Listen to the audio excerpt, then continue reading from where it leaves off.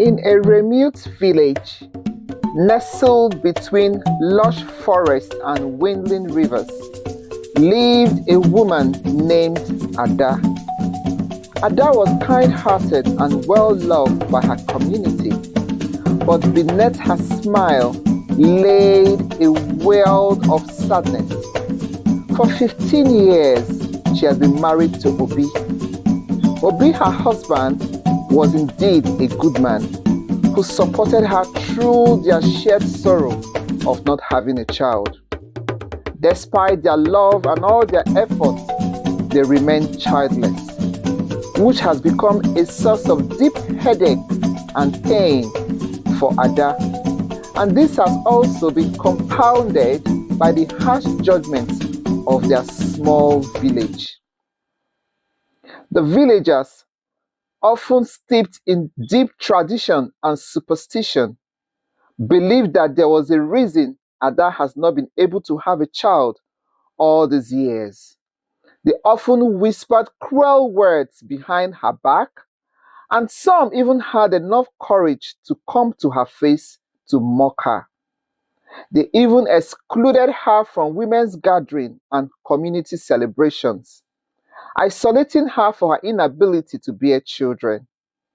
Despite this pain and actions they have caused Ada, Ada tried her best to carry herself with grace, choosing silence over any form of confrontation. One sunny morning, the village square was buzzed with activity as the women gathered for an important meeting. Filled with curiosity and a desperate desire to be accepted by the women, Ada decided to attend, hoping that perhaps the gap between her and other women can be closed. As she approached, the women turned into a hushed silence, then whispers erupted into outright laughter. A woman's voice sliced through the air, sharp and unwelcoming. She stood before Ada and she said to her, "What are you doing here? This meeting is for mothers, not for barren women." Ada was so heartbroken and she felt humiliated. Ada left the scene and the crowd without a word, carrying a heavy pain in her heart and on her shoulders. Ada returned home and met her husband, and with tears streaming down her cheeks, she cried uncontrollably. And Obi, seeing his wife so unhappy, he wrapped his arms around her and tried to comfort her. He said to her, "I wish I could make this easier for you, but I am also very helpless." Ada was overwhelmed by her sadness and the unrelenting cruelty of the village women. She was indeed tired of the pain she had to endure, the mockery from the women in the community and the villagers at large. Why must I endure such humiliation? Why? Why? Ada cried and could not be comforted. In the days that followed, Ada kept to herself. Her spirit was really down. The weight of her sadness of not having a child kept her indoors, the mockery she had to face, and her only companion was her dear husband, Obi, and the quiet walls of their home. However, she needed to go to the village market one day to buy groceries and family supplies for she and her husband. As she hurriedly bought things from the market, hoping to avoid any cold stares or gossip, an old woman at a stall beckoned to her. She said, "Ada, come." This woman was known in the village for her herbal remedies. She promised Ada that she could give her a herbal solution that could end her barrenness. And even though Ada was quite skeptical, she was desperate and was hoping to collect anything that would help her to have children. She was ready to try anything. Ada purchased a portion of the herbal remedies, clinging to a sliver of hope for a miracle to have her own child. That night, After taking the herbal potion, Ada fell into a deep sleep where she dreamt of a woman clothed in bright shiny clothes, holding a child in her arms. The woman's voice was soothing, filled with warmth, and the woman said to her, "Your prayers have been answered, Ada. Soon you will know the joy you desire too much. Do not lose hope." The dream was so clear as she remembered every detail, which she found very comforting. When she woke up, she had a faint glimmer of hope that rekindled in her heart, hoping and believing that she would all soon carry her own child. Days Ada has become motivated by her dream, and even though she told nobody, she continued to take her herbal potion. Days and weeks have passed, and then, one miraculous day, she discovered she was pregnant. She was both in shock and surprised at the same time. She quickly informed her husband. The joy that filled their home, oh, it was unimaginable. Ada and Obi's laughter and smiles has returned.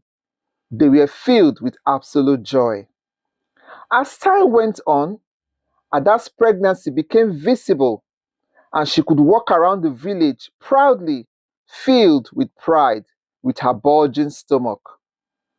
Suddenly, the attitude of the village women and the villagers changed. The mockery ceased. The mockery was replaced by silence, shock, and whispers of surprise. Some people also came as much as giving her present for her unborn baby and wished her well. It seems the miracle of Ada's pregnancy was healing more than just her need for a child. It was also mending old wounds within the community. Months later, on a stormy night with rainfall, thunder, and lightning, Ada went into labor. Her husband called for the village midwife and some women for help to assist Ada to have a baby. The village midwife came quickly under the heavy storm, and with the help of other women, she assisted Ada to give birth to her beautiful baby. The room was filled with joy when the baby girl came forth. Now, when the baby girl came forth, Ada held the baby in her arms and cried so much. This time, she was not just crying for pain, but she was crying for joy. Ada's husband and her had a big celebration for their newborn baby. On the 8th day, when the baby was named, she was named Ogechikama, which means God's time is the best. Their daughter, Ogechikama, grew into a beautiful, lovely girl in the eyes of her mother, Ada, and in the eyes of the community. She grew up into a loving young girl as she brought so much joy to Obi and Ada and so much healing within the community. But Ada never forgot the dream that she had that made her have her daughter. She also did not forget about the herbal potion and the old woman, and she pondered in her heart with deep gratitude to the old woman and to her God.